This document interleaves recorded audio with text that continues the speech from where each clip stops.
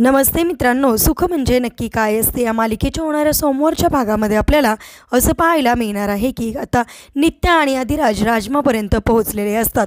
त्या क्षणी नित्या अधिराजचा हात हातामध्ये घेते आणि म्हणते, काय रे अधिराज, आपल्या दोघांच्या जन्मखुणा इतक्या तंतोतंत जुळतात, याचा नक्की अर्थ काय आहे मला तरी सांग। असं म्हणून दुसऱ्या क्षणी लगेचच नित्या जंगलामध्ये ज्या ठिकाणी जयदीप आणि गौरीला शालिनीने मारून टाकलेलं असतं त्याच ठिकाणी नित्या पोहोचते आणि तिथं पोहोचता क्षणी नित्याच्या डोक्यामध्ये प्रकाश पडतो आणि नित्याला सगळं काही जुना भूतकाळ, आधीच्या जन्माचा भूतकाळ आठवायला लागतो। त्या भूतकाळामध्ये एकीकडे तिला जयदीप तर एकीकडे गौरी आणि मध्ये शालिनी वार करताना दिसते।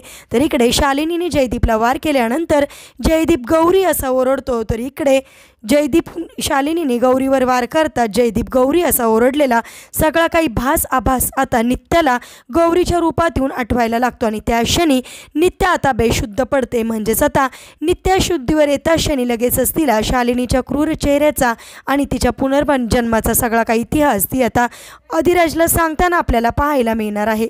असेच मालिकेच्या पुढील अपडेटसाठी तुम्ही आपल्या रंजक मराठी चॅनेलला नक्की सबस्क्राईब करा। थँक्यू।